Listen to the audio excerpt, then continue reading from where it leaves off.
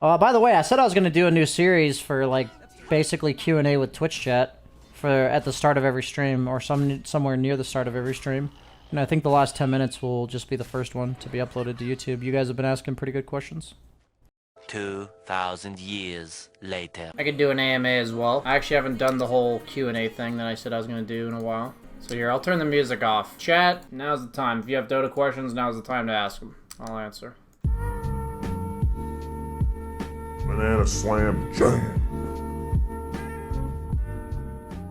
How has the running been going lately? Hope New York is treating you well. Have a good one. It's been going pretty decently, sir. Looking forward to when we move, because the gym will be open at the place we're going to, so I can actually go weightlifting and stuff. I'm a little scrawny bitch right now. What's the best build for co-op mid? Seems like first item is either aggressive Orchid or a Yules. In games where they have like a lot of summons and I don't really have clear, I've seen people go for like Ags first. This like cooldown based Ags build. You pretty much always get a BKB at some point. So like it's like Orchid BKB or Yules into maybe an Ags slash BKB. Late game items to consider are like a Soul Cuirass, Shiva's. She usually needs one source of armor. If she's support, you can consider, you know, like Spirit Vessels and Greaves and stuff. Yeah, I'd say those are your main options. Is it always beneficial to deny a wave behind the tier 1, tier 2 tower?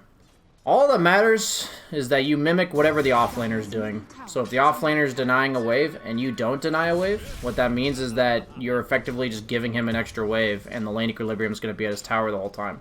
So I tell people in those decisions when people are like cutting creeps and dragging them behind, for the offlaner, you're trying to disrupt the lane equilibrium. For the safe laner, you're trying to maintain it. So that has to be your approach, and that should be all that matters to you. Why does not Blade Mail reflect physical damage to BKB units? I implore you to read patch notes from about 6 months ago. In what proportion should hitting creeps matter compared to getting kills for a good meta you'd like? Who are the best carries right now? I don't really care about that, honestly. I think every meta killing creep waves is really important. I think people are also getting better at Dota, so they're realizing that farming in general being separated is very punishable. And so I think the only way they could fix that would make kills be virtually meaningless for farm, like in terms of they don't give gold or XP. But they kind of already did that, and then people realized that if you kill people, you get to farm more, and they don't get to farm as much. So it kind of leads to just people being better at Dota, realizing that they have to go for kills more often than they used to. So I don't really care about that when it comes to balancing the game. What kind of hero are Bristle and Pugna conceptually? Bristle is a hero that shoves lanes. That is what Bristle is. He walks around the map and shoves lanes. So that's either defensively to prevent the opponent from pushing, so that makes him good against like Lycans and stuff, or offensively, and that makes him good against heroes with high catch that don't really threaten him, like Kunkka. Like, if you get X'd on Bristle, then what, you know? Makes him bad against heroes that kill him when he shows on lanes. So the heroes like Slark, Ursa, these heroes can be Bristleback counters. OD, Viper. Doesn't mean that they're always great against Bristle. It doesn't mean Bristle's unplayable against those heroes, but that's why the counters that are good against Bristle are good against Bristle. The minute Bristle's not allowed to show in lanes and just shove them, the minute that hero becomes very bad in the game. Pugna, on the other hand, is much more of like a positional enabler for his team. He helps push towers, he makes it more difficult for the enemy team to fight into you with his Pugna ward. Decrep is much more of a, you know, defensive spell than it is offensive. Like, yeah, it can be used for both, but so he's really good against like hard bursting right clickers. Also, he's good against stuff like Wyvern, where you can save your teammate during the ultimate and such. So he's good against lineups that rely you to be in like a ball and don't really have good jump for you in the back. He's like a backline, whether or not he's support or core. How do you carry a game when you are position 5 and your core just farms jungle and don't even push lanes or do objectives? That is exactly what I talk about in my Airy coaching sessions. I could not really answer it in a short question like I'm doing now. I just highly implore you to watch those, because I talked to him about super low ranks, how I believe you win games as support. And you kind of answered your own question. Pick heroes that do that, because those are the important things in Dota. And if your teammates aren't doing them, which the lower you go in MMR, the more likely it is, or less likely it is that they aren't, or more likely it is that they are not doing those things. You need to be a hero that can do it yourself. How do you use high ground vision level 1 mid lane when you block better than your opponent? High ground vision's a weird thing in the mid lane. When it comes to how you utilize it, high ground vision allows you to aggro creeps to yourself. So it's important to note that your own range creep gives vision in an AoE when it's attacking, if it's on the high ground. So if you want to aggro creeps to yourself, you can be near your own range creep and drag them up the hill. That's really all that vision is used for, either aggroing defensively or hitting them aggressively. Usually when you hit them aggressively, though, good players will know you have a ward, which in the new meta, it's actually more potent, because in the old days, if you had a ward, the person could just sentry and then tangle it, right? Now you actually have to walk up and then right-click it twice, which can sometimes even get you killed. So nowadays, it's like much less punishing to show that you have a ward mid. I do think that's part of why heroes like Queen of Pain have gotten better in the mid lane, because in the past, you would just de-ward her ward and she wouldn't be able to be aggressive anymore mid. But now, you kind of, you just camp the lane on your hill, or don't even let the person come in or come in de-warding range, because you can punish them while they try to. Is Lina a good position 4 right now?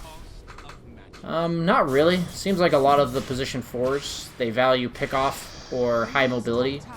I don't think wave clear from supports right now, from the 4 position, is highly valuable. At least not unsurvivable wave clear. I don't really know how else to word that, but like a lot of the popular 4 positions that do wave clear have some sort of mobility. You know, the Spirits, the Moranas. Even Rubik is much more survivable than Lina, because he can defend himself with lift. Lina can't really defend herself. I think she kind of fell off as a 4 for that reason. As a support, when, where should I farm? I feel like my cores die as soon as I start farming. That's understanding of the dead lane concept. It's understanding that top and mid are really important to push, and in order to push those, you also need to not be pressured in your own dead lane. So if you watched my CM game a bit ago, if my cores weren't pushing top or mid, I would make sure I go push those. If my cores were pushing those, and I didn't feel like I could group, and the opponent was trying to threaten my tier 2, I would go defend bottom. I'm obviously talking from the Radiant side here. So it comes down to understanding the map, what each lane means for you. If you see that your core is pushing top, and you think that they're at threat of dying, that's when, or you're at threat of dying if you go by yourself, that's when you sit behind them, because you know it's important to push that lane, and they need your help to do it. So it's about understanding the importance of pushing each lane, and how you tie into that equation. Usually I just fill in the gaps. I either push a lane nobody's pushing, or I take the dangerous farm that no one else is willing to take, or I sit behind a guy that needs help in order to push. That's oftentimes if you're like an Oracle or something like that. Is buying an account for the sake of practice bad? If you're talking about buying one that's about 1,000 MMR below yours, that's fine. I think it's great to practice heroes that you've never played before. If you're 4K practicing a hero you've never played in 3K, etc. If you're buying MMR accounts to like play against better players, I think you're just ruining. I don't think that's how you learn. That's my personal opinion. How do you convert kills to objectives as a mid laner? It's about understanding what lanes need to be pushed and why. It's something I've talked about at a very basic level that can be applied to really anyone in Dota during my Aerie coaching sessions. If the lanes are pushed, your kills will naturally turn into objectives. So as a mid laner, especially if you're winning, you need to get in the habit of shoving your lane in and then rotating. You shouldn't just let your lane get shoved into your tier 1 while you're rotating. If you're winning, mid lane should always be pushed. It all comes down to wave clear and having the right waves cleared. If you don't do that, then kills will naturally not lead to objectives, because every time you get a kill, there's creeps at your own tower. And you, instead of taking an objective, you go farm those creeps. What's the point of dragging your creeps, or dragging enemy creeps to your range creep? It's usually safer for the person that's dragging them. So if you're at a disadvantageous lane, it's great for having the creeps be farther away from the opponent, because they're also kind of glued to denying their own range creep. Know what a dead lane is? But it's also great if you're winning the lane, because you can drag creeps to your range, which makes it die. And if the other guy tries to go for it, you can posture aggressively. You're creating an objective for him that he has to go for, or he gives up, right? So you're making the range creep die earlier on in the lane. So it's either defensively to make the creeps easier for you to kill, or aggressively to make it so that you can deny the range without being contested. Doesn't that mess up the lane equilibrium, or is it supposed to? Absolutely it influences the lane equilibrium. That's on you, man. You need to figure that out.